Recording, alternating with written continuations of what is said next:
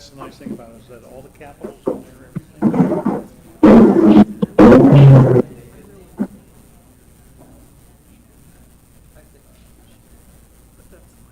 Yeah. Hey, those are for future conversations.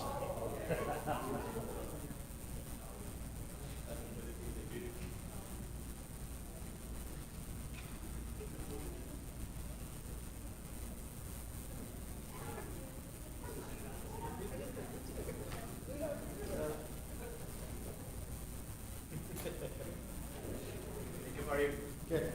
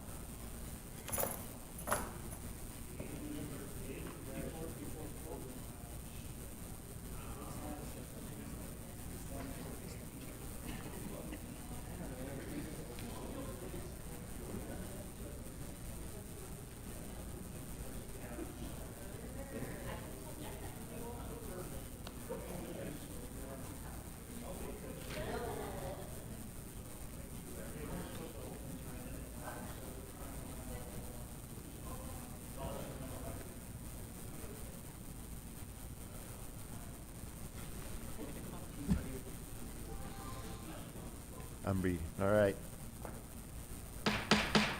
I'm calling the June 2nd, 2020 Budget Workshop of the Roswell City Council to order. Ms. Call, please call the roll. Councilor Moore, Councilor Foster, Councilor Peterson, Councilor Stubbs, Here. Councilor Best, Here. Councilor Sanchez, Here.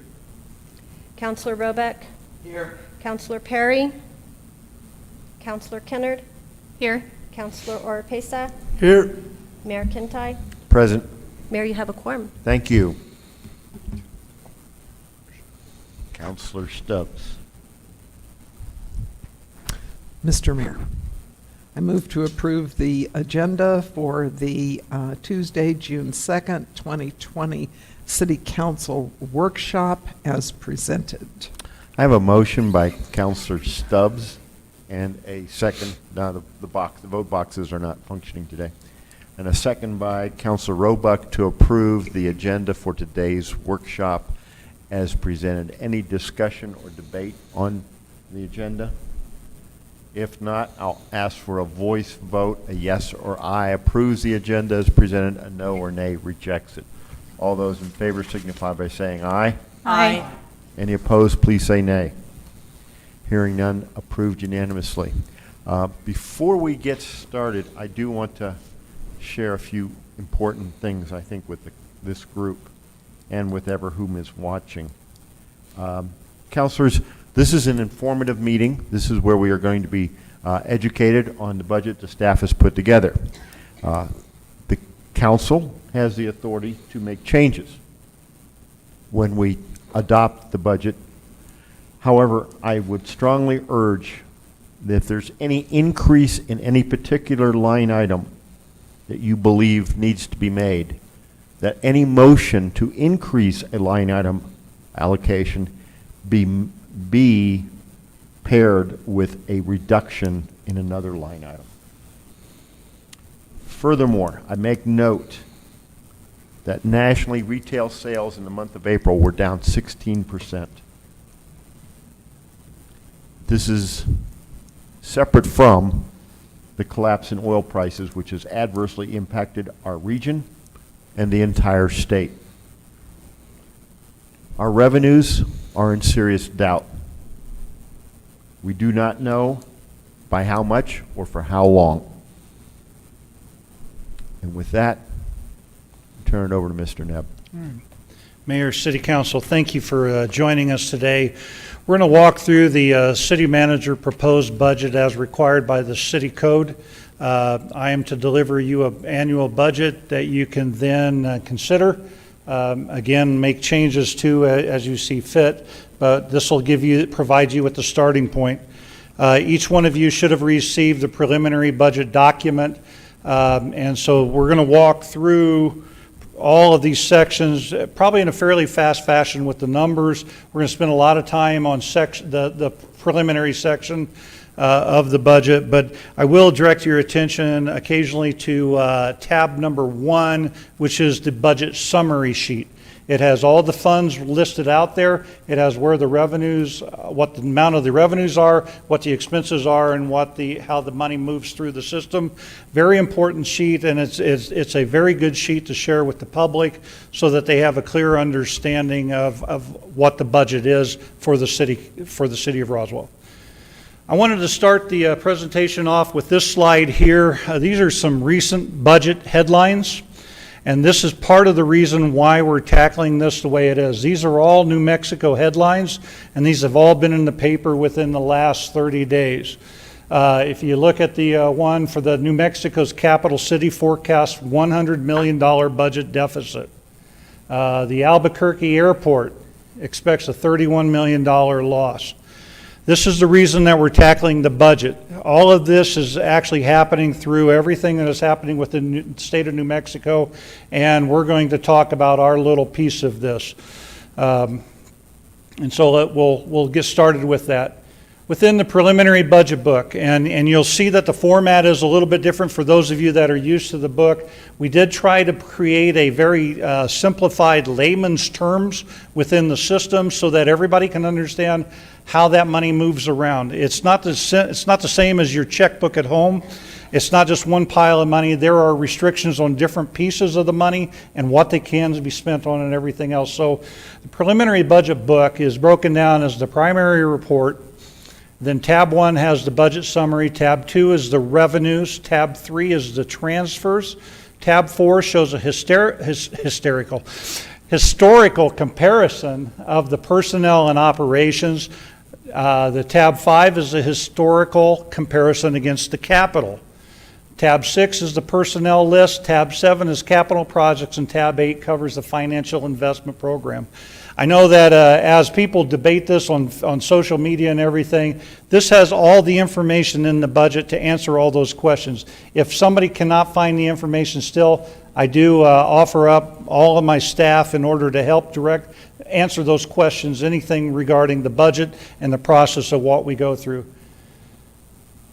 Within the primary report, and that's where we'll spend most of our time at today with that, is that it covers a little bit of the background of the city, the budget goals, the budget environment, budget methodology, where we'll break out cost recovery, subsidy guidelines, cost reductions, personnel. The finance section has the general fund overall and departmentally, the special revenue fund overall and departmentally, enterprise funds, debt service, and the trust and the agency funds, and then a closing statement within that package.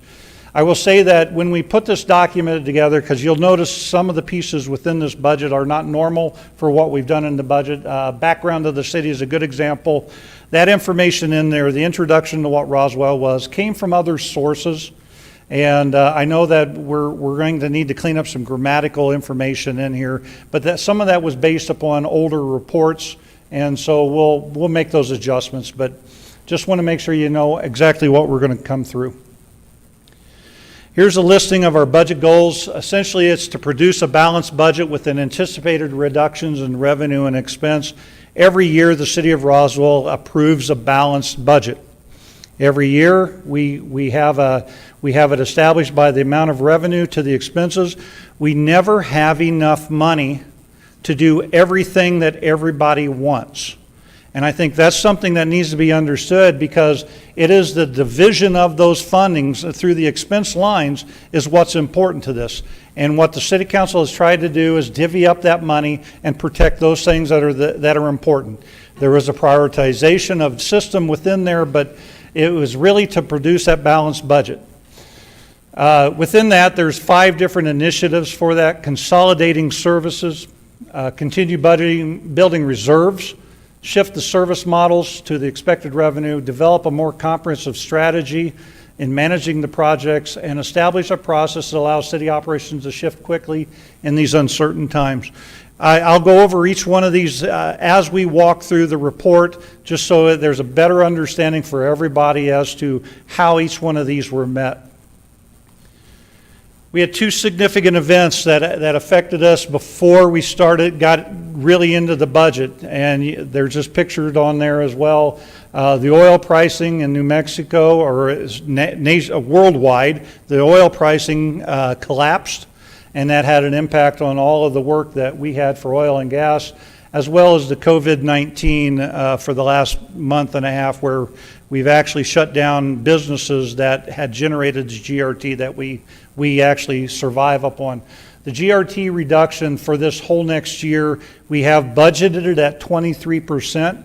We don't know if that's enough. We don't know if it's too little or too much. We just don't know until we find out where it's at. But understand that the GRT is 62% of our overall general fund. We rely heavily upon a strong economy in order to cover our salaries for police, fire, streets, parks and recreation, and all of those. So just be aware of that. With this budget, we have an overall budget reduction of $31,158,788.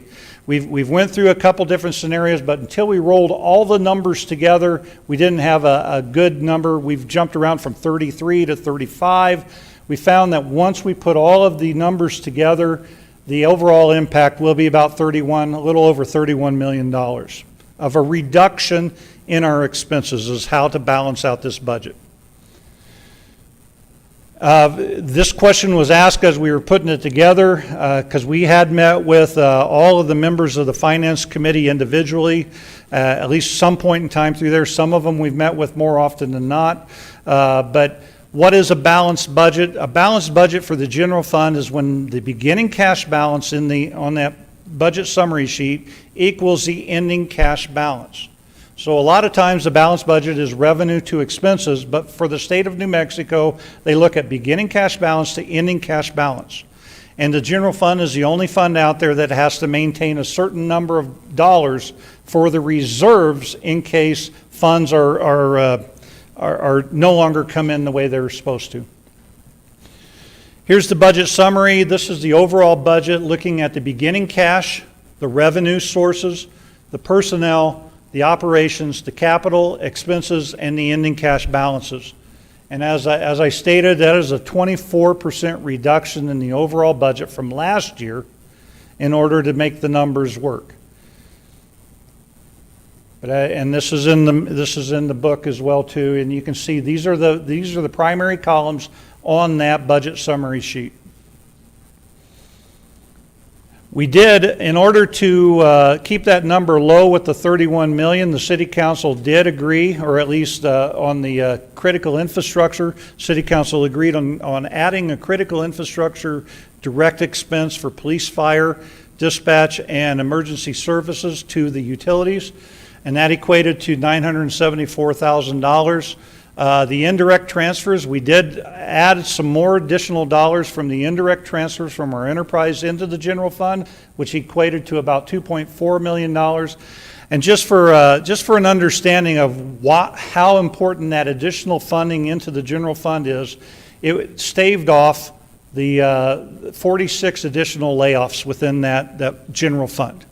And that includes, based upon the way the numbers work, based upon the number of employees, that's equal to 20 police and fire members as well as 26 other positions out of the general fund. That additional revenue helped us protect those jobs.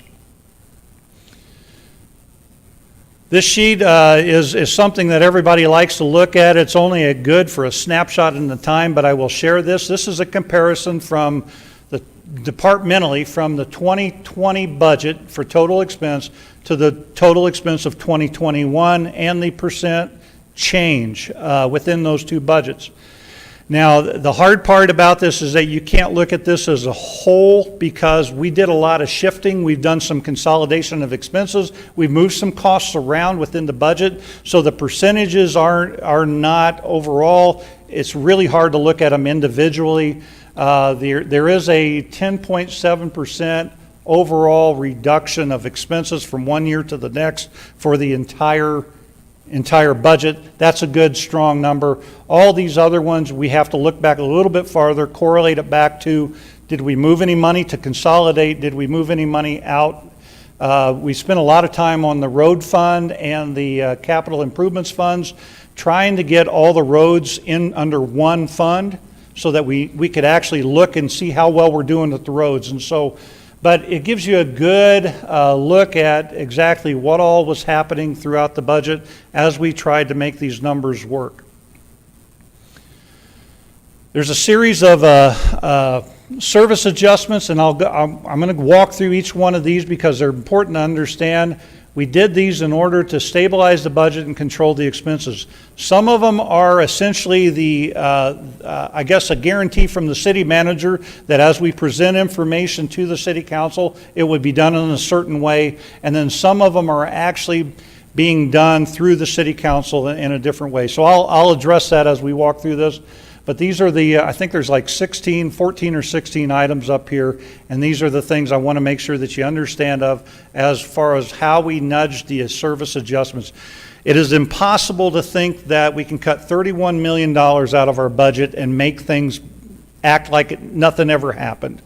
That's the problem we have with the system. We have to adjust our service models for every department. We have to look at new ways, different ways that are less expensive in order to continue to do those operations. Some of the operations will be more significantly changed than others, but that's what's happening. I want to make sure that everybody is understanding that, including the public, that you cannot take $31 million out of a budget and think that it's going to be okay. It's 24% of what we were spending. It won't act the same.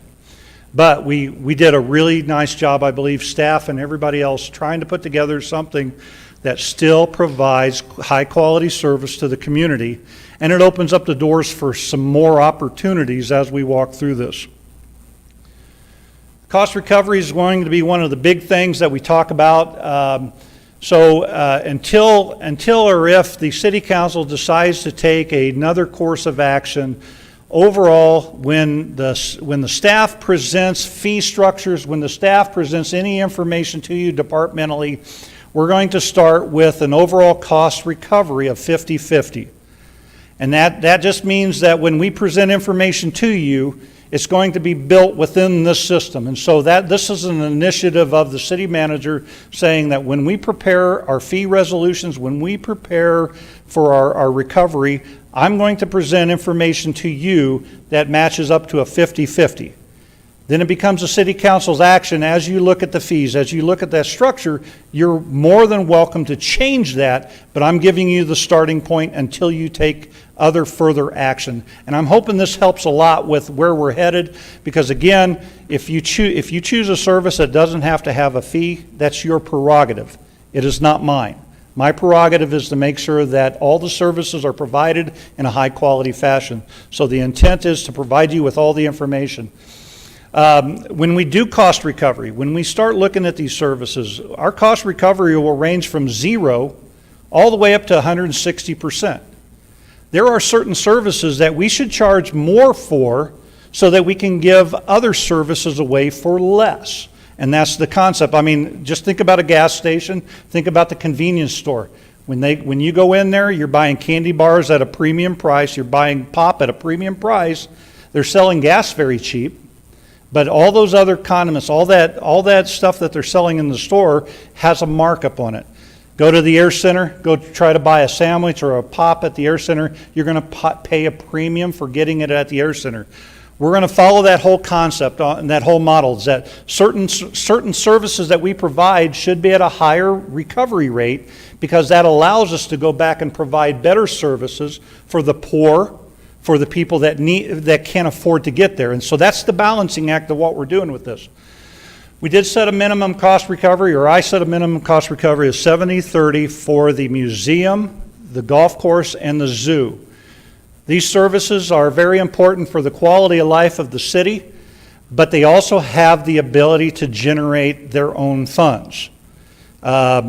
Outside of the golf course, there's no fee structure for a use fee for the zoo or a use fee for the museum. Those are available to help with generating more revenue. The golf course, it generates almost 24% of the funds right now, almost $300,000 right now through its memberships and just charging for every round of golf. By setting this at a 70-30, and 70% means that they're going to generate 70% of their own revenue and the city will support them by 30%. That's the goal. Don't know how we're going to get there yet, other than I want to set the goal for that level so that they have something to attain to and something to look for. As I said, neither one of the museum and the zoo don't charge a day fee at all at this point in time. There is some low-hanging fruit on that thing that can help us provide those services in a higher quality fashion and come along there with all of that. I did write in there, as far as that cost recovery within that box, if you look down there, why are we looking at cost recovery at all is because we have less revenue. And if the museum, the zoo, and the golf course can generate the 70-30, the minimum recovery equals 16 positions. That's 7 police officers, police and firefighters, that we can keep funded and keep them on the street. The more money we can generate from these value-added services, the less money that we have to come up with in the other place. We can keep our tax rates low. We can live off of GRT. and we can actually fluctuate with that. The minimum cost recovery, 50/50 for transit, cemetery, and recreation. And I'm saying that's the minimum, and that's an overall, that's an average across. So in recreation, if we determine that a basketball program is important for our quality of life within the recreation center, we may change that cost recovery to be a little more inclusive of everybody that's there. But when you talk about open swim, when it's just people coming in off the street, we may charge differently for that. And that's the whole intent of the cost recovery, is to charge appropriately across the board for that. The cemetery is a really good example of why I want to make sure that we set the cost recovery now, is that when the cemetery is full, we are not ever getting any more money based upon the plots that are sold or any of that work. But we have the requirement to maintain that cemetery in perpetuity. And that's what happened to the cemetery up on the north end here, is that they spent all the perpetual care funds and it was gone. And so there is no money left there to cut the grass, to weed eat, and everything else. We don't want that to happen to our cemetery. So the idea is to establish the pricing so some of that money can be set back in a reserve account where we can get it to fluctuate on its own. I don't know what those numbers are right now for the cemetery or anything, but the minimum cost recovery is 50/50, and that's the reason why we're setting it at that point. This cost recovery matrix, it's a little more detailed. You can't read these words, and so I've got another slide for this, but essentially it's just trying to provide examples going from 0 to 160% and trying to give examples of what constitutes where. And so if you look at it as a pyramid, if it's got a big community value, if it's, if the 4th of July festival is free to our public, we do that as a service to our public. So that's at a 0% cost recovery. But if you're going to go out there and you're going to take tennis lessons, for lack of a better example right now, that's an individualized service. So they should be paying more of that proportional share than something that provides for the entire community. And that's what this matrix tries to do. Very simply, I broke it down into 3 sections: essential, important, and value added. And these are the classifications, and essentially this is the cost recovery. If it's an essential service, it's going to go 0 to 30%, essentially is where that's going to end up. The important ones are going to be 31 to 70%, and then the value-added ones will be 71% and up. And so that's the process. I really like the language that they used with this one. I did steal it from others in order to put it out there, but it really simplifies all of that other stuff, information on the cost recovery, to show you exactly where we're headed for and why we're headed that way on cost recovery. We get into that. Cost recovery brings us into the fee structure, and the fees are, of course, when we establish fees, this is how I want staff to present the fees to the city council. And as you're well aware, if you've been on the council for a while, for the last 2 years, we've been removing all the fees out of the ordinance book, out of the city code book, and placing them in resolution. That way they move. Fees change based upon the level of service. And so we take it out of the ordinance, we place them in a master fee resolution that then can be looked at by the city council on an annual basis to make sure that those fees are still appropriate for today. We have fees in the code book that were probably, I'm exaggerating now, I apologize, because I know we have some codes in our code book that go back to 1962. We have a lot of them when it was recodified back in 1984. Some of those fees have not been touched since then. They are not accurate for whatever it is that we're providing. We probably have fees out there that we're charging for that we don't even have a service that backs it up. The idea is to get them out of there and place them someplace so that we look at them on a regular basis the way we should.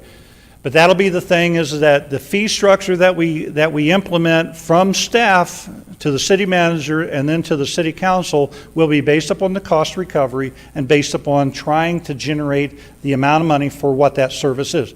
And I'm saying that every little program can be treated differently within the system. Here's some of the overall things, and I put this in here just so that I can help staff understand what's acceptable and what's not. We do need to look at in-town to out-of-town rates for some of the services we provide.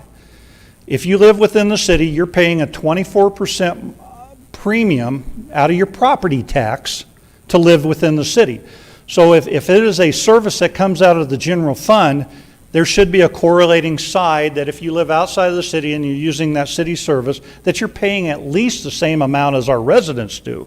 And so that's the idea about the differential, is to try to make sure that it's balanced, well and balanced. And of course, we love our tourists. We love them coming in. We want them to spend all their money and then go back home, because that's a lot easier for us as well too. So we want to make it easy, but we want to make sure that when they're here, we're providing that high quality service, and these fees will help with that.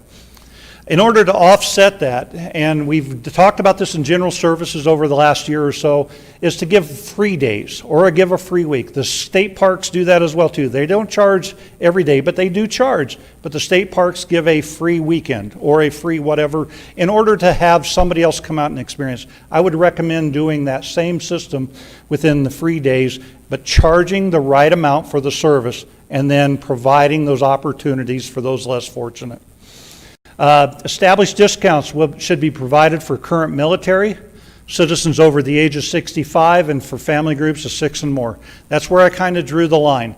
It's nice if it's a family of 4, but again, we have to pick what special interest groups do we want to try to meet. I believe that the seniors, the young families, and of course the military all deserve some type of special recognition within our system. Occasional discounts can be established for a specific short-term effort. That means that if we have a program that if we want to attract somebody to arts and culture, we may sell that program at less than what the cost is. I mean, we're going to make up the difference. There's no such thing truly as a waiver. It's just who's paying for that service. And what we say is that we want to make that attraction. So it may be a two-week program that we charge a little bit less for it so that we can get a little more interest into that thing. Develop a sponsorship program. This came out of general service meeting over the last couple of years, is that we need to set up the ability so that some of our major businesses can donate money within the system and put people out there. And I can think of a couple of them, and I won't mention any names, but if that business says, look, I have $5,000, I want to send 10 kids through a swim class for this period of time, we can help make that happen. And they can help pay for that service for that. And so that's the thing that we can do with that as far as that goes. And that money can go to help with the at-risk or the needs-based family units. When I talk about fees, we have to make sure that we're not arbitrarily setting our fees too low and not covering the cost of the service. It really comes down to who is going to pay for the service at what level. So that's that cost recovery that goes into that. And so this is where I'm going to lead staff through this. Again, if the city council has a different opinion as to how to tackle this stuff, you're more than welcome. Please let me know as a council how to work this through there. But these are the principles of what we're trying to accomplish. Things are changing because of the funding and everything. We are getting ready to initiate a change in the recycling service. We are going to be doing away with the drop-off sites, and we are looking at, we've already had conversations with the one recycling company that is out there that does curbside service. We're going to work with a franchise with that agency or that organization. And we have 4 franchises right now with commercial carriers. So Waste Management, Southwest, Disposable, they all help do commercial business. They do the big roll-offs for commercial businesses and everything. Those are franchises. So we set a rate with them, and we allow them because we have exclusive territory within the city to do this service. So what we're doing is we're saying that other individuals can provide the same service rather than us providing it. And so the same thing will happen with the recycling. It costs us around $225,000 a year. Those costs have went up because we don't get a return on it. It now costs us to get rid of recycled material. But if you still want to do it, we are entering into a contract with the one vendor. He does curbside pickup. It's co-mingled. You can just put it into the bucket, have it picked up right at your house rather than even doing the drop-off sites. We believe that this is a good way to go in order to help improve a service that we don't believe that we can afford to maintain at the level we have been. So And we are looking at trying to make this change as of June 30th. I think we're in a couple conversations with Mr. Patterson on the legalese of how to build this agreement. Again, we had some old agreements, and so we're fixing those. Special revenue accounts. These are some big changes that we are in the process of making out of the budget, and that's to remove the museum, the zoo, and the golf course out of the general fund.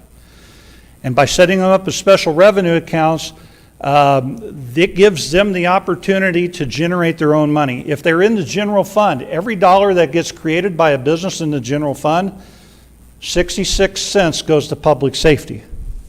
So if they generate a user fee of $1, 66% of that dollar goes to doing public safety.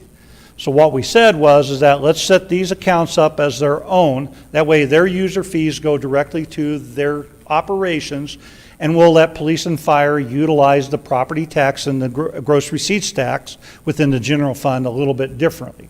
It puts these three services in the driver's seat as to how successful they can be. And I think that's the intent of what we're trying to do there. We are not trying to close down any one of these services. We're trying to make them operate differently. We believe that they have a big opportunity that they can succeed with, and because we don't have the revenue to generate for them anymore, we have that opportunity to help them become more self-sufficient and become more vital to our overall thing. And so when I know it gets frustrating for me when I get told that we're trying to close everything down, what we're trying to do is develop an opportunity to do things better and do things differently. And I am a firm believer that when you go through this saying, any of these value-added services, any of our special events, if the community truly believes in that service, the community will support it. And I believe that firmly, that it is not our job as a city council in a city of Roswell to make things happen that maybe the community doesn't feel is most appropriate. So we're better to stay out of the way of those things and allow the community to help those things. These are three services that rely heavily upon individuals coming and visiting. So it's not the city's responsibility to make them happen, even though we believe that value-added services like this are important. It is we're to build the model that allows people to enjoy them. And I won't digress. I can preach on that thing a little bit longer. Here's another change, and this was talked about at the last, I think, legal or finance marketing consolidation buys. We have this powerful thing called lodger's tax. It's been kicked in the butt today until we can get our hotels all the way back open and get tourists back here. But the lodger's tax provides a lot of the marketing material for all of our special events out there. What we are going to do is we're going to do a consolidated buy, and so we're going to do all the purchasing of those marketing buys. The city council through lodger's tax will establish how much that organization can have for marketing, and then we will place the buys. It'll simplify the process, and I think we can go longer and farther because we have annual buys on our billboards in town, as well as we can set them up other places in order to help generate the contact for the people. In-kind services. This is one of the casualties within this thing, but I think it'll work a little bit better, and that's the in-kind, no waivers for in-kind services. With our three partners, those were predominantly the ones, and that's the Chambers, the EDC, the Main Street, all three of them. We've worked at holding on to some of their money. Everybody received a cut. Everybody received some penalty for our downturned economy. But what we have done is let them hold on to a little bit more money in order to do away with the waiver of in-kind services. So the intent is that they will pay for the services as they become necessary to use. And if all they have to do, if they don't want to try to generate it, they just need to find additional sponsors is really what they need to do in order to help make this thing happen. I don't have the personnel at this point in time, and we haven't gotten to that part yet, but we've reduced personnel by over approximately 100 people, 100 positions within the city in order to make that $31 million deficit to go away. we can't free up the people the same way as we had, and that's why the waivers have to go away. That's why we have to recover these costs, is because we don't have people sitting there just doing this type of a service. We never got to that point. But again, if the community believes in it, they should be able to support it as well too. There's 6 public safety initiatives in order to help make the numbers work as well too. We are trying to reset police and fire into a sustainable model. And the challenge we have is that because we're an oasis of our own, we don't rely heavily upon a lot of people around us. We're a core group that actually helps everybody else. We need to make sure that we remain sustainable. Our primary responsibility is to everybody within the city. Once you hit the city limits, then we become just a support structure outside of the city. So we need to make sure that we become a little more sustainable. One of the big strategies we have in order to keep our costs down, and I should state that for the police department as a good example, we either have to hire enough officers to take care of the call volume that we have, or we reduce the call volume. And the Our Town strategy is an effort to try to reduce the call volume so we don't have to hire the additional people to keep up with the call volume. That's that whole method. I mean, the budget's built on revenues or expenses. We either cut expenses, increase revenue. Same thing here for the service model. We either supply enough officers to keep up with the call volume, or we change the call volume. And that's Our Town strategy, is that we will be utilizing code enforcement, we will be utilizing all of our other civilianized services in order to help to bring down that call volume. The K-9 program is going to be very important. The Chief Smith had provided a report about 6 months ago, as we were talking about Our Town strategy, that almost 80 to 90% of our calls have something to do with drugs. So whether it be a drive-by shooting, whether it be whatever the issue is, whether it be theft, petty theft of somebody breaking in a vehicle, it is all tied to drugs. So the idea is, let's try to tackle drugs a little differently. We initiated the K-9 program. 2 of the animals were totally donated by outside assistance. We actually received a lateral police officer that brought his dog with him. And so we now have 3 K-9 animals that do drug sniffing and search and rescue. Not a one of our dogs are a bite dog, because we don't need that for in order to protect our community. School resource officers. We are removing our police officers out of the schools on a regular basis, and we're going to operate on a project basis for the school systems. The schools, with the way the legislation changed this last year, they have the ability to hire their own security staff. So we don't want to serve as a security force, but we want to have that contact with the youth, because we believe that's what's important about setting the stage for the future. And so we want to do it in a more project basis. We want to do it so that it's not just it's not an everyday thing, but it is covering a lot more ground and it has more influence within that. The fire department all drivers policy. That policy there is an effort to try to cut down on the overtime, because we've not been able to. We're almost fully staffed, and I would say we're fully staffed in the fire department today. But the problem is we don't have enough drivers. And so the idea is that we are going to essentially incentivize all of our firefighters and make them all drivers.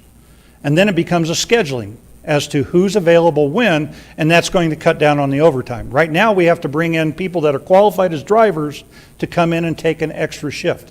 And the whole idea is to cut down on when somebody is off the job, they need to stay off the job and recover, so that when they get back, it's a higher quality service. And so the all drivers policy is an effort to cut down on that overtime, and we'll pay a little bit more on the front end, but on the long run, it'll be a cost savings to us. The last one is the MOUs on other agencies, and this is one. 8 to 10% of our fire calls are happening outside of the city. And the intent is, and we feel the obligation to go.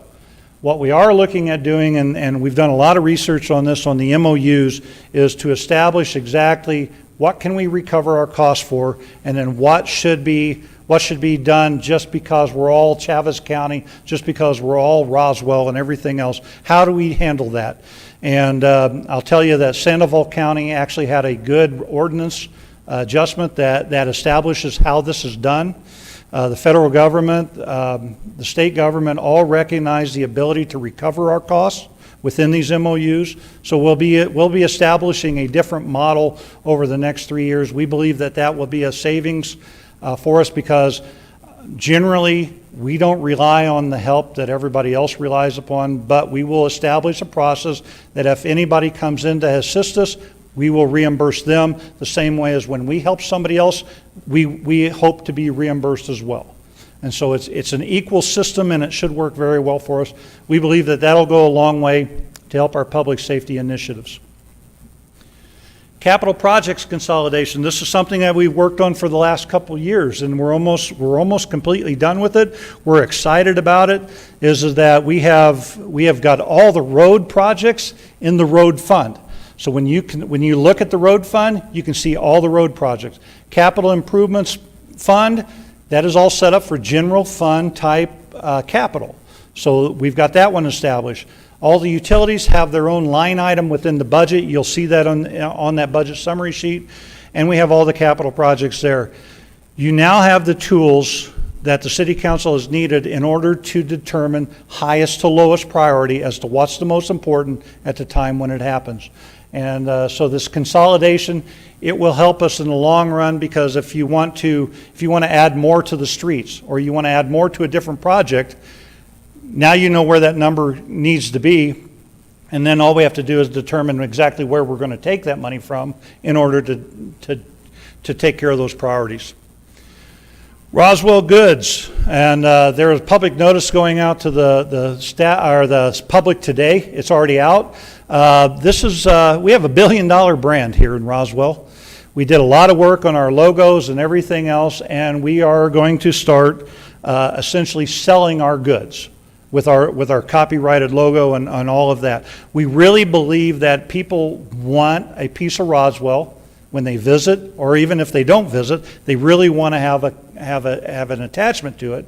So we're going to help them, and we believe that this will become a very valuable source of revenue that will offset some of the other costs that we're struggling with right now.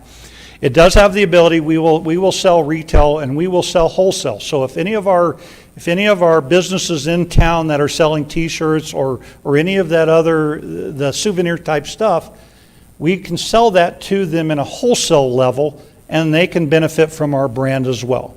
So this whole system is set up very well for that. As I talk about up here, we have 3, 4, 5. We have 5 different brick and mortar storefronts within the city. You can see them listed there in the second bullet point. We are going to operate all of this underneath public affairs, because the intent of that and the reason for that is that we have one online sell point. And the idea is that we believe that the online sales will be very important for us. So we've set up the online sales underneath one point of contact. And so we'll do the same thing with our brick and mortar ones within the town when people come and visit. And again, I talked about the different structures with that. So we're hoping that this becomes a model of generating additional revenue that can take a little bit of weight off our property taxpayers and offset some of those costs. So where we can then put more dollars to streets, infrastructure, all of those.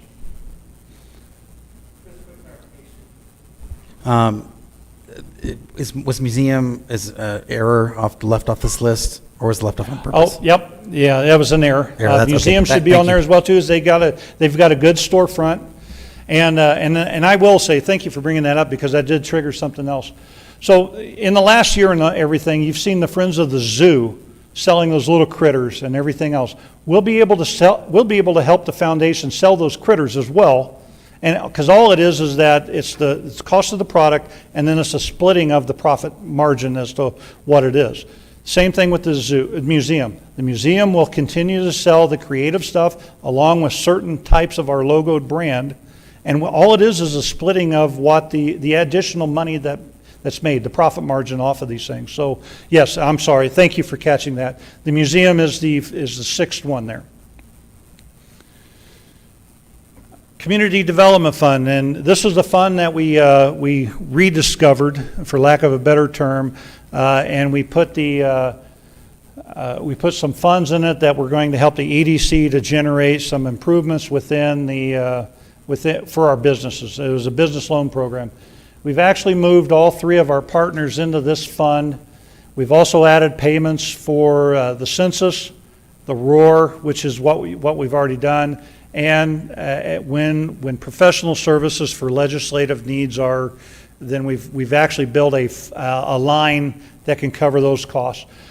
The idea about moving all these partner agreements into this fund, one is to establish the funding for this and to take the weight off the general fund, which is where all of our partner agreements were. And so the idea is that we'll set it into this fund.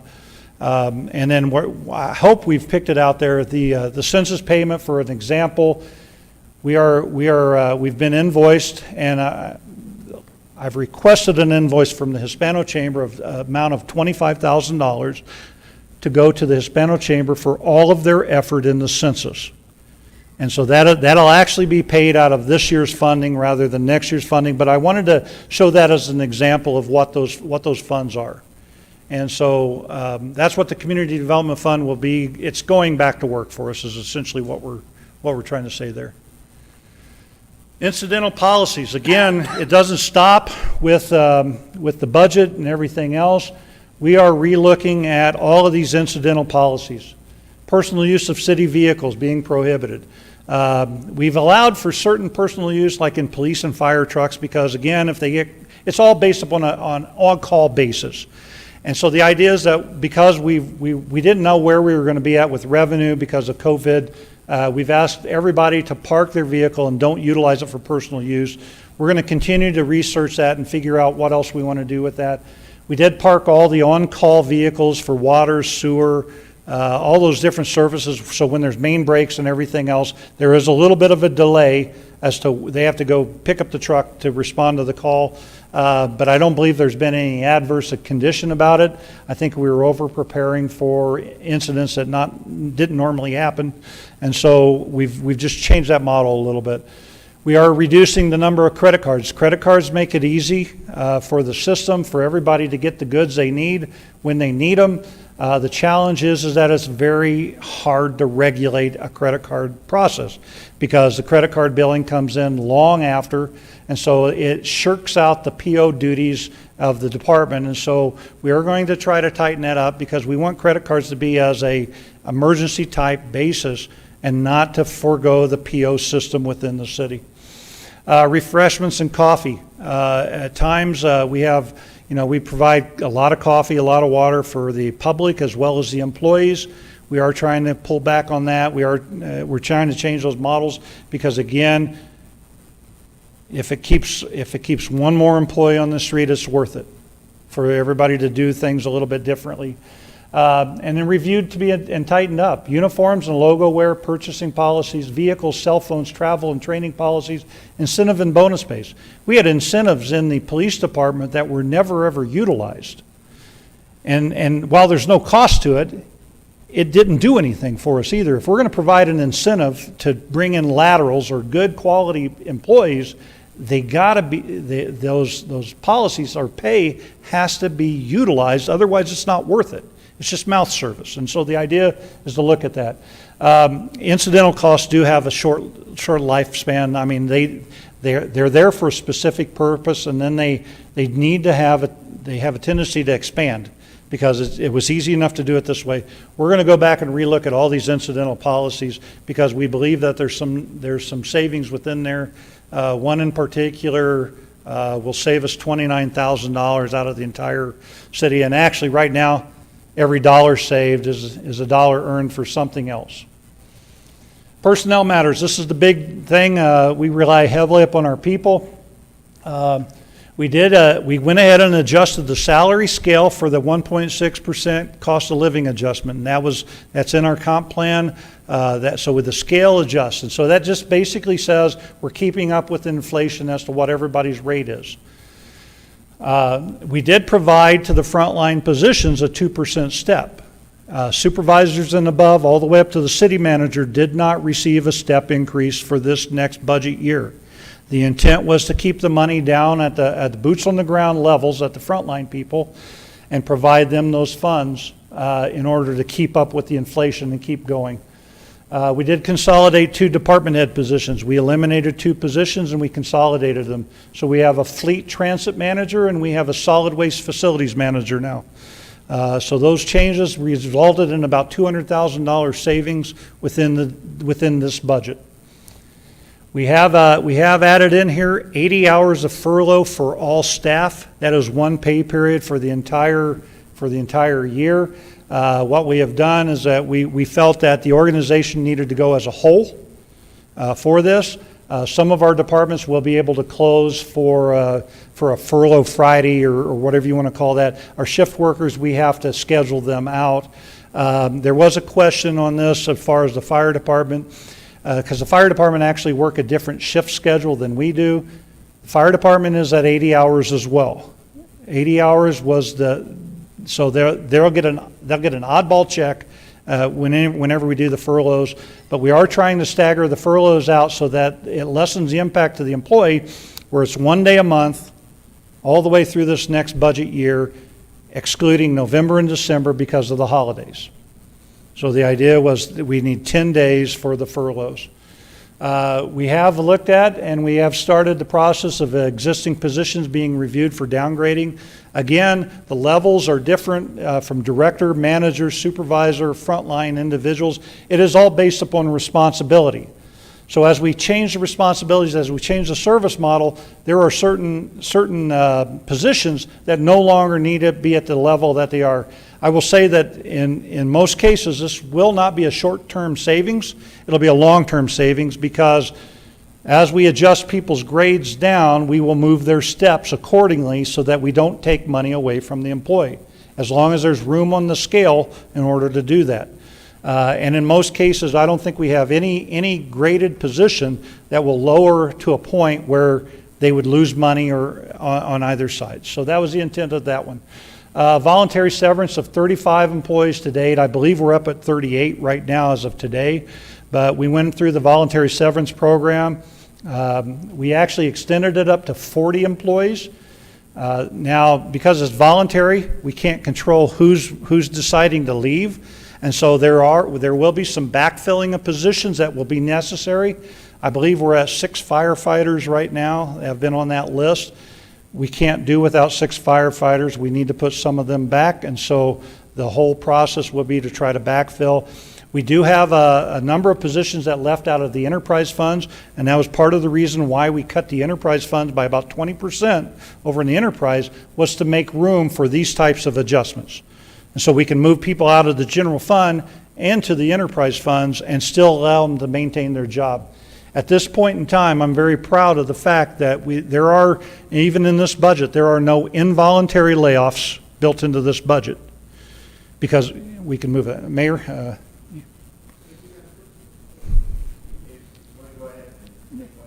Yeah, we can.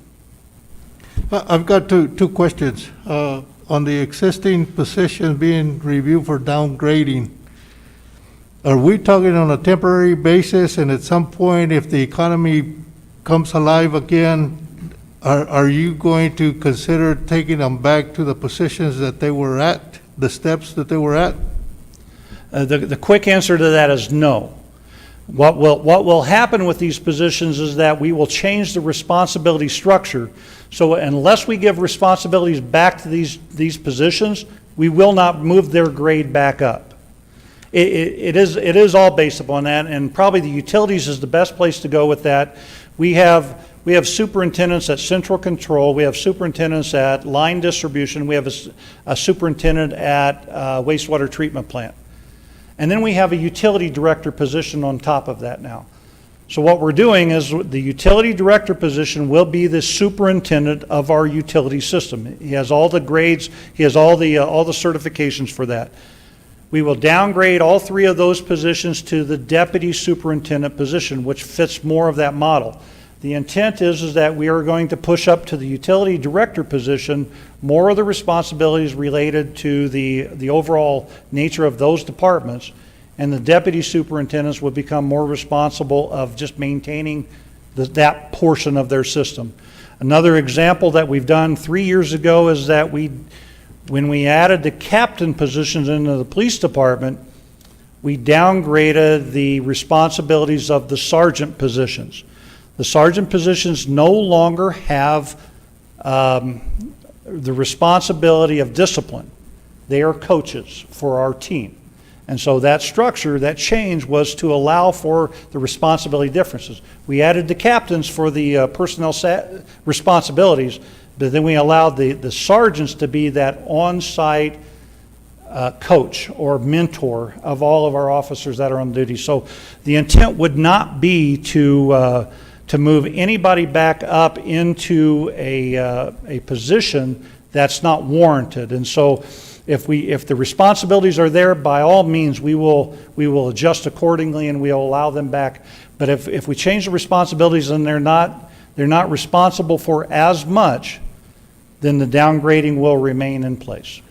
Well, at the way it's being set up, I understand that currently they will not lose any money. Correct. But in the long term, they will be losing money, which will affect their PERA money when they retire. And so, are we going to be able to defend if somebody challenges the reduction? The quick answer, and from my viewpoint, is yes, we can defend that. Keep in mind that we don't pay people because we like them. We pay them based upon the job that they're doing for the city. Our scale is based upon a minimum level for that job all the way to a maximum level for that job. We should not ever pay more for the job that we're getting. So if their responsibilities have been downgraded, then they should go on to the grade and the level of what is responsible for that level. We should not be paying anybody additionally for that, and that's why I can't answer the question. When things change, I mean, when things get a little better, I don't know when we're going to see any additional money, so I can't even tell you if we ever go back to normal. Right. But the whole idea is that for every job, it's based upon the responsibility that they provide to the city, and it's a minimum level and a maximum level. They're only allowed to do that. You are correct that that it will affect those positions' earning potential over the course of their entire career. And that's only if they get to the end of the step 20. Because 3 years ago, you had 8 steps. Right. And there was no movement within the scale at all. Now you have 20 steps, and you're able to move for almost an entire career. If you come in as a greenhorn at step 1, you work 20 years and you get to the total top. You don't even have to change your responsibility level. So that's a good conversation. I would love to talk a little bit more about it as well too, because we do try to watch those things as we move. Fire department will be the one, when they go from regular firefighters to drivers, they will actually go up in the number of grades, because there's a different tier for regular firefighters and for the drivers. So they'll actually change into a different grade step level. And my next question is concerning the voluntary severance of 35 employees.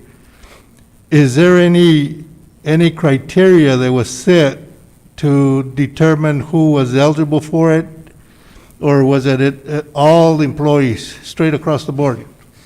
We opened it up for all employees. There was no criteria other than if you're already working and you're a regular full-time employee, because we did have a probationary employee leave. Again, the obligation for a probationary employee is different than a regular employee that has served any time with the city. And so we opened this thing up to everybody. And that's the challenge we have with this, is that, and you had 2 options within the program. The first package is an early retirement package, and that would be the city would assist with 12 months airtime, which is buying essentially 1 more year of service. Or you could take a 3-month severance. And so that's a 3-month base pay severance and just go. So it had nothing to do with anything other than if you were a regular employee, and we did it for part-time, full-time, but if you were a regular employee and you decided at this window of time between May 15th and June 15th to say, I'm done, I want to go out and try something else, we put you on the list for that. Did I just hear you say it was for part-time and full-time? part-time or full-time. Part-time was a prorated share. But we released all the part-time, No, we released all the temporary. or temporary, okay. Temporary or contracted employees, we have regular part-time individuals. We still have a few regular part-time individuals that have stayed with us. So can you give us a breakdown of how many were 1 year, 5 years, 6 years into employment that took the voluntary severance pay? I cannot give you that number right here in this meeting. No, I can no, get not- that not information today. for you because we were split almost in half of the number that wanted to take voluntary severance and about one half that wanted to take the early retirement.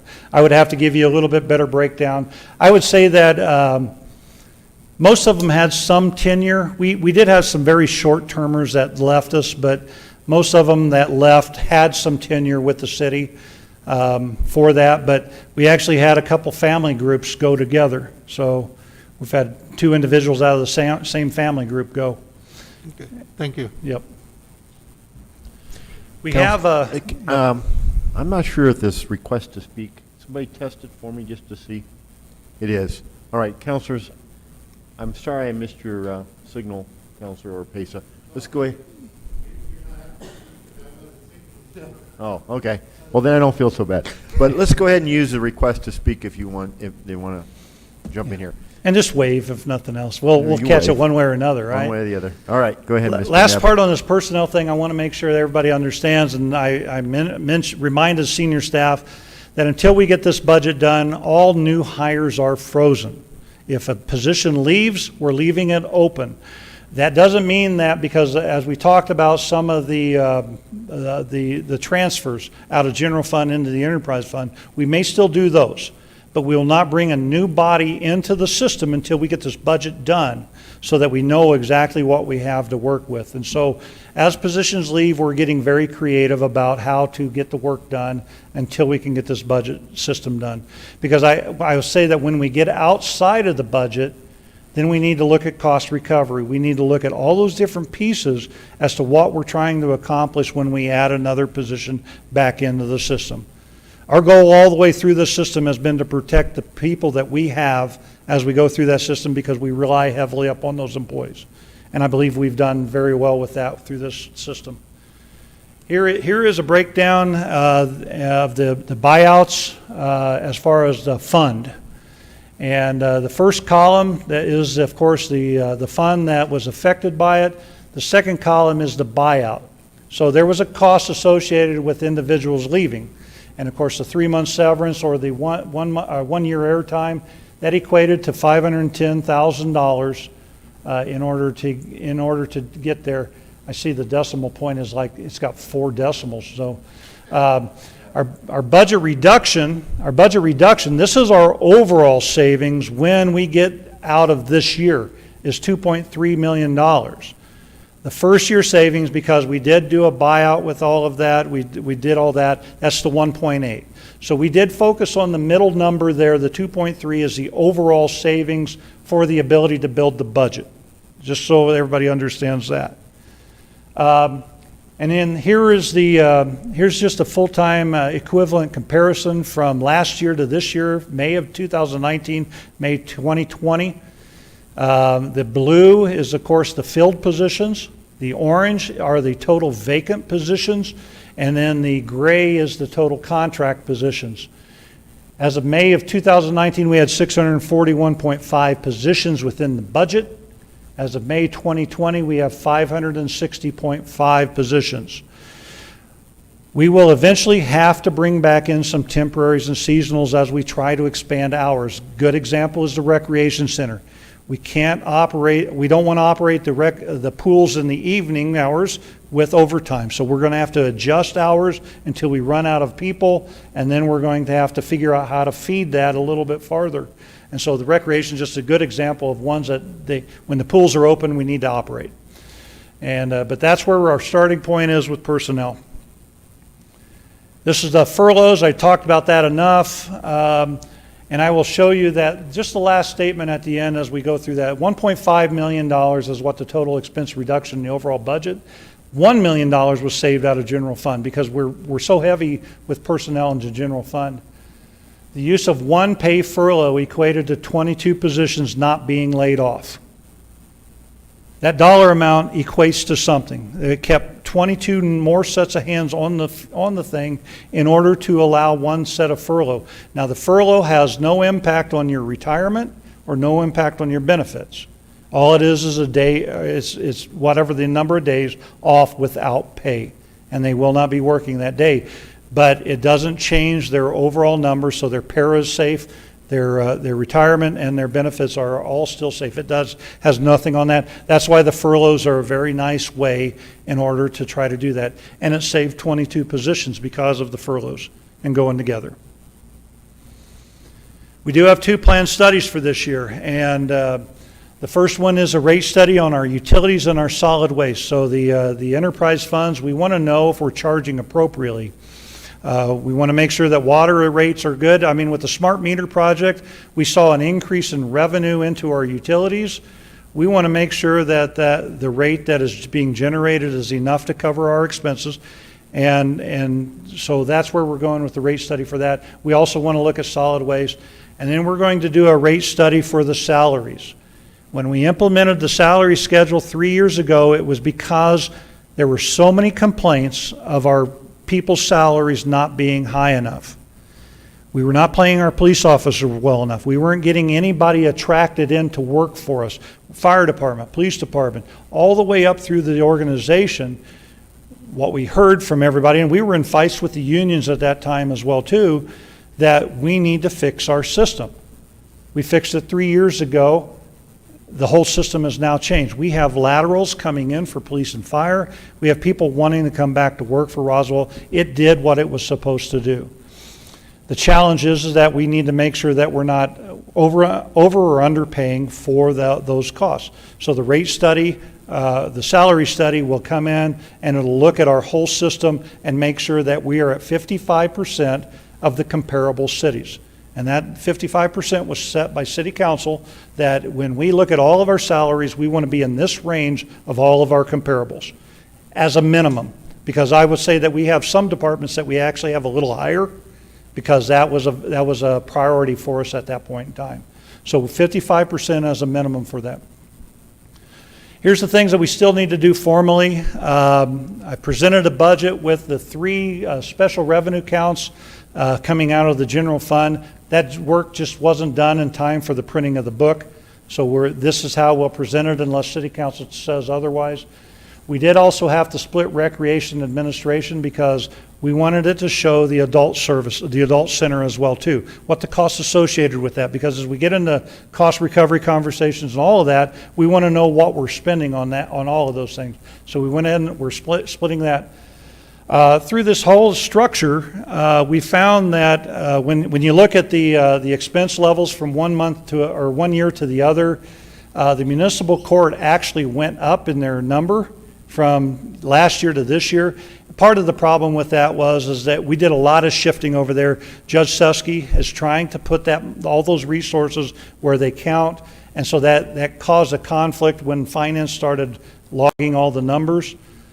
And so we wanted to make sure that the court system was impacted the same way with all of our other departments. So that 39,000 is 5% in order to match up to our other public safeties that have taken at least a minimum of 5%.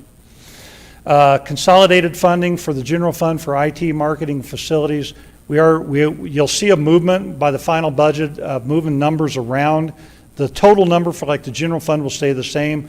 But if it's a software or technology, it's going to go into the IT budget. If it is a marketing dollar, it's going to go into the public affairs function, and we're going to track it as a project, we're not going to leave it in that department because we want the departments, the whole idea about where we're at with Tyler and all the paperwork in the back of this book is we're going to hold our department heads accountable for managing their budget. This will be the first year that we were able to get there. And they want to be held accountable, but we always are adjusting numbers. This is the first year with Tyler's system will be done by December. We have all the numbers in here. They can now be in charge of their own history. And so that's where we want to kind of get that to. So we are consolidating some of those funds. We do expect some additional reductions in personnel just because the voluntary severance runs till June 15th. And as of today, I think we had one or two ask about it a little bit farther. And note that we'll have one or two that fall off the list that thought about it or got information back from para that says you're not ready to retire. We'll keep those employees as well too. And then we have to reconcile the final numbers for fiscal year 2020. Just a couple comments here on this thing. It's going to be difficult and at times it's uncomfortable, but we can get through this together. And this is what I've told senior staff, and I'm telling you as the city council. We all have to work together on this. This is not easy. You cannot cut $31 million out of a budget and think that things don't change. We're going to have to get there. Staff's job is to reset the service model, shift expenses to the highest needs, establish appropriate programs and cost recovery, provide assurance to the staff and the public, provide high-quality customer service. If they do that, your job is to provide the vision. Your job is to provide the guidance so that I can direct the staff accordingly for that. So I just want to make sure that we all have a role to play within this thing. I just want to leave that. The final thing here is just the next steps, and then we'll go into the just the numbers and we'll do well now. My job as of today is complete. I have submitted a preliminary budget to the City Council as required by the City Code. At this point in time, it becomes your work in order to do that. My staff will now shift, myself and my staff will shift to being an assistance for the City Council. If you want to review something in here, we'll help you review that. But it really becomes from you as to what your vision is as to where you want to set this budget. And I think that's going to be the key. Finance Committee in our City Code, Finance Committee is the ones that are going to adopt the budget and send it to full council for action. So I've given you the 2 dates of the Finance Committee meetings, June 4th on this Thursday. It is a non-action item because, again, they don't have enough time to regurgitate everything that was in here. So there'll be some conversation at Finance Committee. You're all invited, according to Councilor Perry. You can all come to that and have and converse in that. July 2nd is where I see that any amendments to the budget will be presented to Finance Committee, and that they will take action at that point in time. And then we have the July 9th City Council meeting where we can amend the budget. And then the July 23rd is the tentative special session of City Council to approve the budget. We do have a legal committee that night, so I would assume we would just kind of piggyback off of that committee, one side or the other, and try to take care of all that business in that evening in order to have our budget done. That gives us 1 week to get the approved budget into the DFA and complete that. So this is my portion of that. Are there any other questions related to all of that information as to where we're headed? If not, then Mr. Fuentes will go through the numbers on the broad level, and Mr. Martinez will go through the departments. I actually have Counselor Best and Counselor Roebuck. Counselor Best, you have the floor. Okay, before we go into the numbers, I am totally blown away. Staff, I love it. The citizens of Roswell seem to want Roswell to change. We have an opportunity. You put it down in black and white. You gave it to us so we can look at it, understand it. It's in simple language because I'm pretty simple. What can I say? But reorganizing the city in this manner means that we can move forward and the citizens can be proud of their city again. And just the reorganization just seems absolutely amazing to me, and I'm ready to work. Thank you. Thank you. Thank you, Counselor. I have Counselor Roebuck and then Counselor Foster. Counselor Roebuck, you have the floor.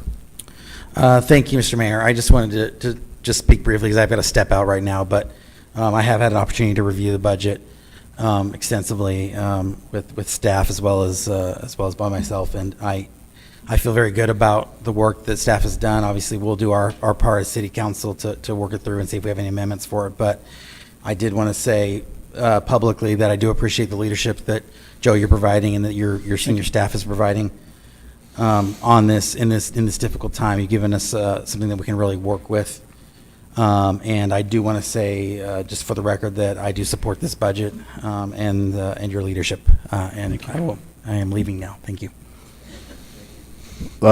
Just for the audience to know, we have Counselor Moore joining us by GoToMeeting. And do we have Counselor Perry back or not?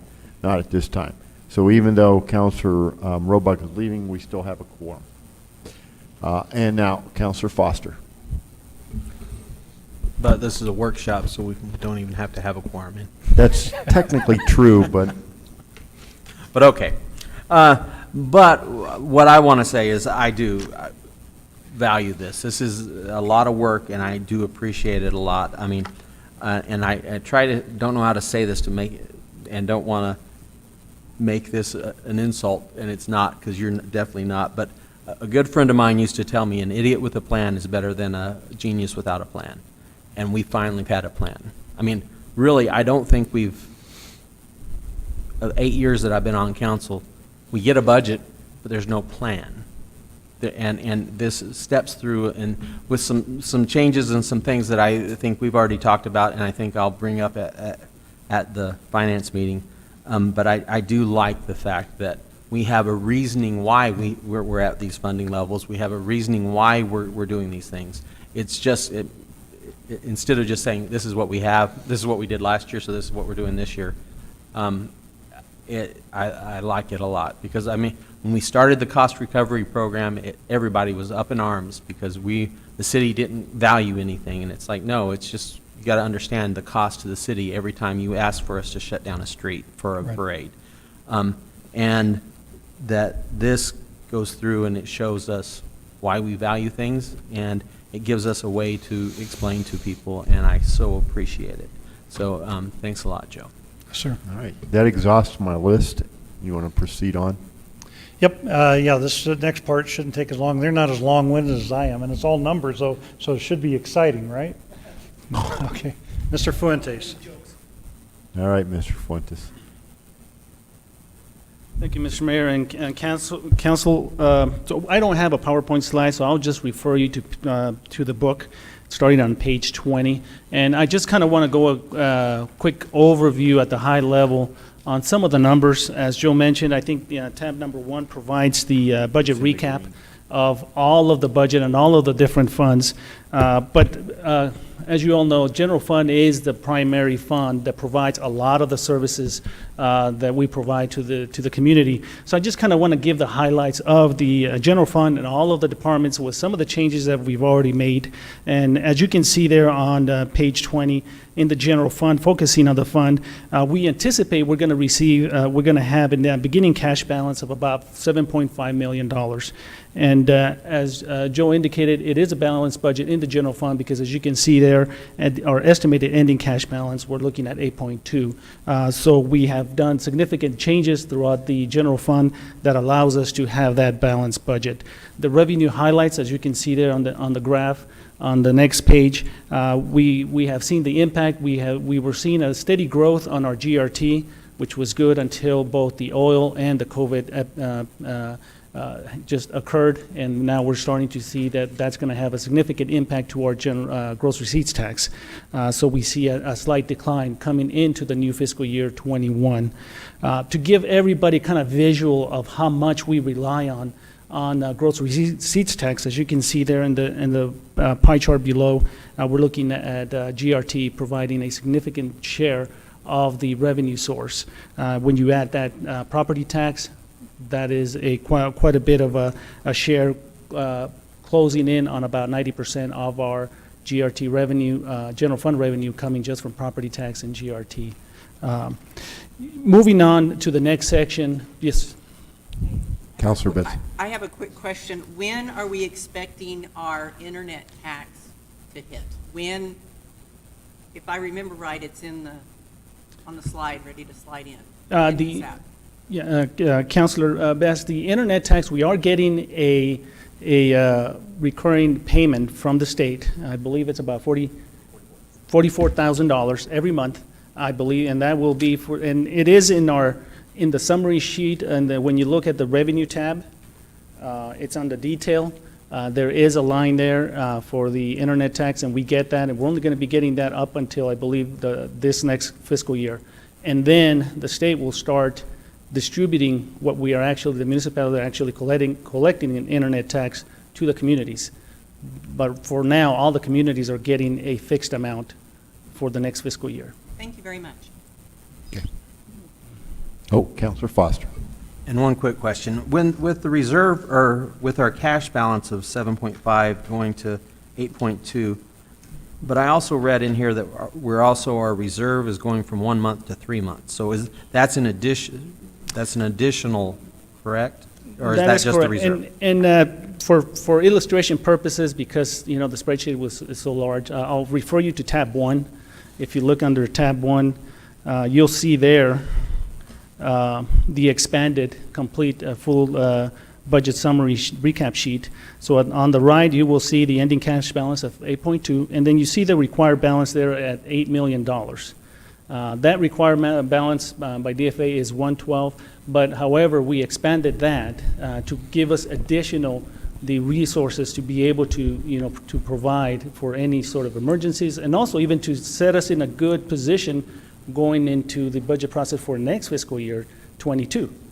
So it's really giving us that ability to better manage the budget and be able to be better prepared going into next fiscal year. So that's where you see that 3 months. Yes, yeah. Mayor, Counselor, yes, that's correct. We ended up moving our reserve limit for the general fund from 1 month to 3 months in order to offset because we're guessing what the GRT is going to be. So we're setting some money back so that we can adjust without having to rebuild the model for that. So that safety net, we've tried for years to get that there. We're going to go ahead and get it there now because we don't know what the future is going to look like. Okay, thank you. Any other questions? So going back again to page 21, focusing just on the transfers, we have done significant adjustments on the transfers as well. As you can see there on the pie chart, you see where all of the different transfers coming into the general fund, what percentage of that pie makes it. Water and sewer make up about 40% of the transfers for the general fund, with solid waste at 27%. And then you see some transfers in from capital improvements and the air center at 24%.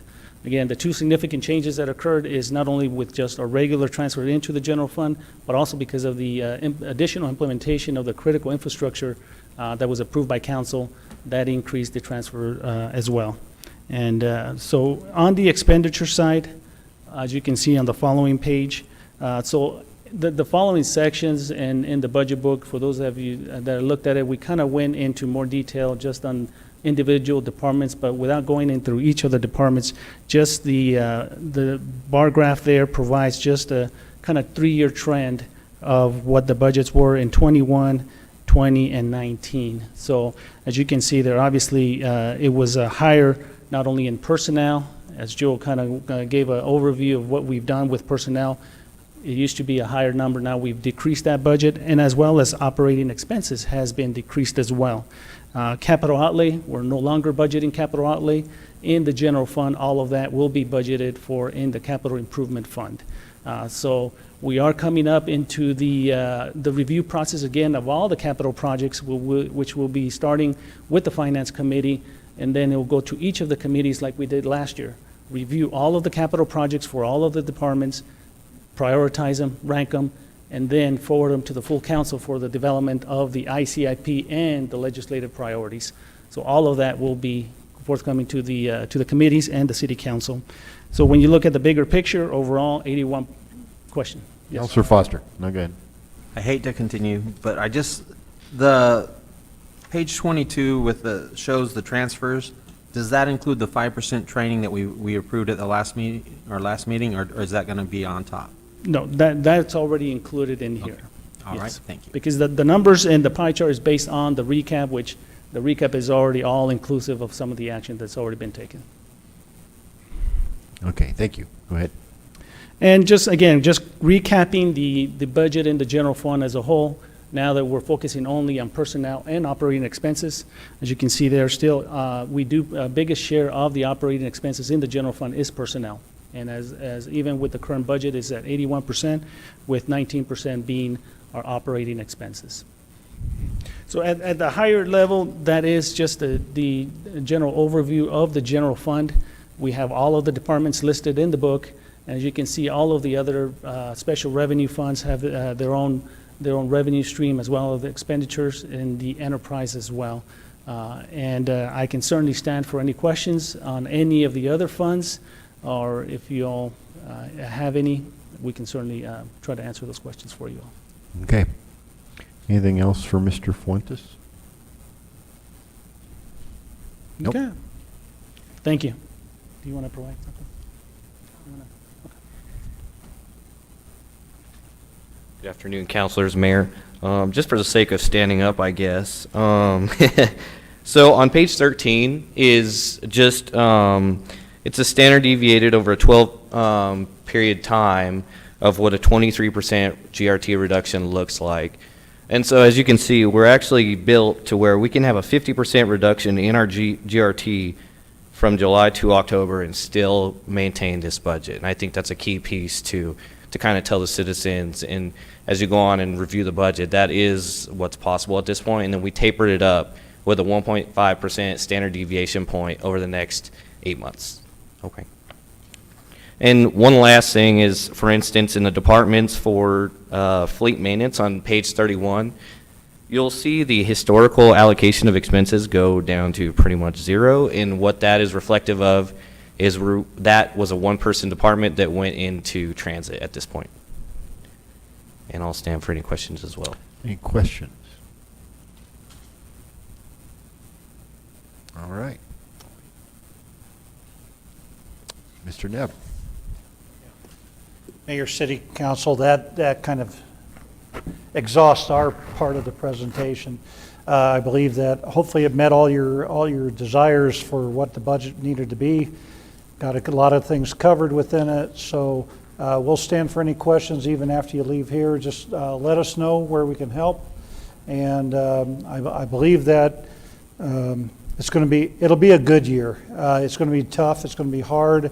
But I really believe that you're going to see the tenacity of our employees step up and do some wonderful things through all of this adversity. And so, All right. All the counselors are thinking a couple things. First one is, can this book be made available online? we will now, and I will just preface it because I mentioned about some of the terminology within there, or the grammatical information because of the cut and paste. We'll call it a draft if that's acceptable. Sure. Just so that we can make those adjustments, because I know that Councilor Perry and wanted to have some of those things adjusted. Some of the areas that we took the information from were incorrect at that point in time, so the cut and paste is where it's at. So, but I would be happy to make this available to everybody. Again, I've been presented it to the City Council, and that's my goal always, to let you have the information correctly. If you're okay, we will develop this out into a PDF format so that it can be accessed off the website, because I believe the nice thing is that we've got about 30 days here that we can look at the numbers. We can look at what all's out there. Which we've never had before. So We've never been in this position where we've had enough time to yeah, leisurely look at it. So- I do have a note here that Councilor Perry wants to ask a 30-second question. okay, Can we get Councilor Perry up? he must not want me to answer it. No, the question's 30 seconds. Can y'all hear me? Yes, go ahead, Councilor. Okay, thank y'all. I appreciate it. I just wanted to say a couple of things. Number one, I appreciate staff and Joe for the phenomenal work that they put into this. I know I've spent many hours, and I apologize to them for spending many hours with them, trying to express to them thoughts and stuff. But I think they've done a wonderful job. I wanted to speak directly to council for a moment. In my years previous on the council, I think that a lot of times we had a little bit of what I guess you would call a gentleman's agreement, to where if a certain councilor had a change they wanted made in the budget, and it wasn't that big of a deal, we just said, well, okay, staff, if you could make that budget adjustment, and then we just move on. We don't have, this is just my opinion, I'm one of 10, I'm just one of you, I'm a colleague, not being chair of finance means nothing in this. but I do have a request, being one of your colleagues, that any concerns that you have and desires that you want to have changed, I don't think that we have this year the ability to just say, well, I'd like to see more money here, or I'd like to see more money there, or I'd like this department to have more, this department to have more. I think that it's going to be more for me as Chair of Finance. I'd like to see, if you have a concern with a department 4151, and you say, I want $100,000 more towards that so that they can do this and that, you're going to need to also share with us, and then me being the same, if I'm the one making the request, not only what pocket we want the money to go into, but what pocket that money's coming out of. So if we want to add money to Department 4151, I need to know, is that coming out of 4249? Is that coming out of the road fund, the law enforcement, community development, recreation? I don't think that we have the liberty to just say, well, I'd like to see 75,000 more towards this project or 120 towards that one. We need to be more precise, and I'm asking that as a favor of you when you come and bring those requests to legal. I think I heard at least one, if not more, counselors say they had some thoughts that they'd like to bring to legal. They are more than welcome. We're all counselors together in this, but bring an objective solution to it as well. So that we can really justifiably look at this in such a way. I appreciate you letting me speak. I'll yield. Okay, thank you, Counselor. I still don't have anyone else, so let me continue with a couple other points. I mentioned this once before, but I'd still like to see if there can be a mechanism and a fund or some methodology whereby elected officials can do the equivalent of a 1-week furlough of their salaries so that we can be part of this as well. I know statutorily elected official salaries cannot be reduced, but a mechanism that we can participate, whether the counselors choose to or not, is up to them, myself included, but I'd like to see that. Next item. I've mentioned this a couple times, and I'm not sure where we stand with this. My recollection, and it could be flawed, could be incorrect, is that in 2019, there were some significant changes made in both House Bill 2 and House Bill 6 dealing with how funds were available for city streets and roads. I think some of it had to do with licensing fees being reallocated. I remember a presentation from the Municipal League. Unfortunately, I did not retain those documents. So I don't know if that's been fully explored. I know staff has been incredibly busy building the budget, but I encourage exploration of that. Perhaps my memory is flawed, but whatever. And then the final thing I would like to share, and I have Councilor Foster want to jump in here, and this is to my colleagues on the council. We are hopeful that at some point in some time, revenues will start to recover, that they will grow. This governing body will have the responsibility to give staff the direction on how those additional funds are to be allocated. In many ways, that will be more challenging than reducing, because we're going to have to say we need to increase funds for X, but not for Y. We will increase for 1, but not for 2. This is a decision that the council needs to be ready to embrace.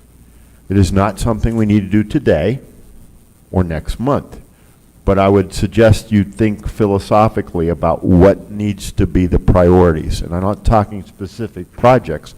I'm discussing things like, and this is just an example, I'm not saying this is what we need to do, but for example, if revenues rise, do we forego the furloughs? Is that priority number 1? I don't know. If we get an additional $2 million, do we spend it on streets? I don't know.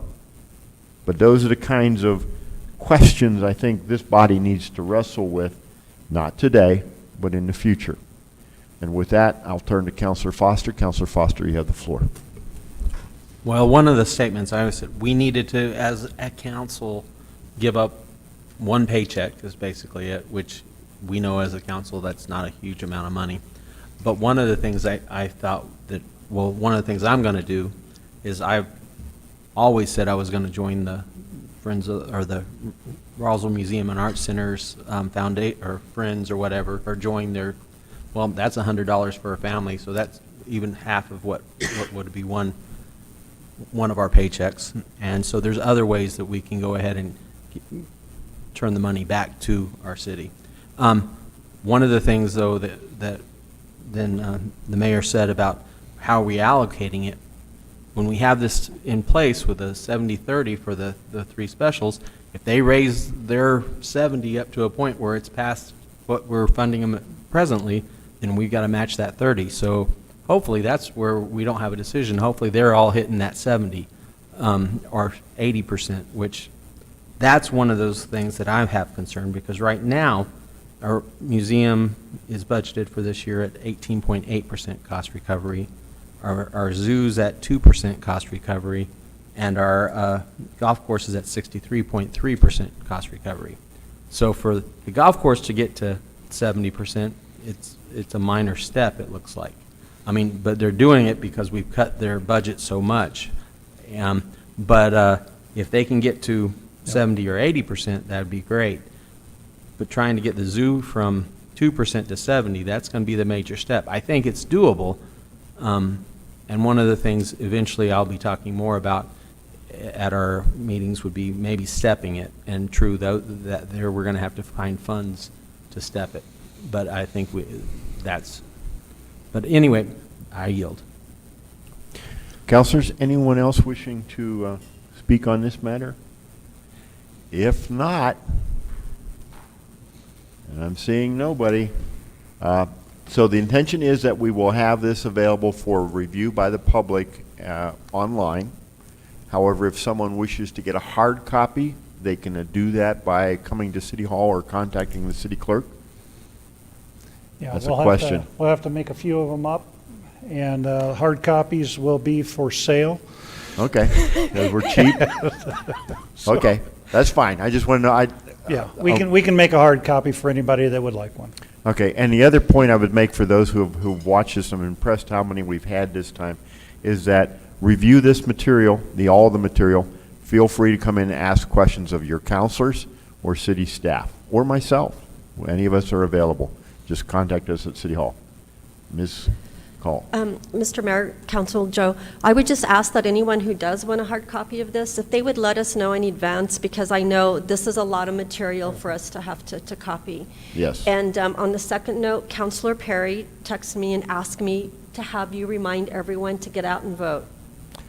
And this is election day. Polls are open for about another 3 hours and 20 minutes. So I encourage everyone to vote. I don't have my sticker on, but I have my sticker with me. So unless there's anything else, I have 3:39. We are recessed.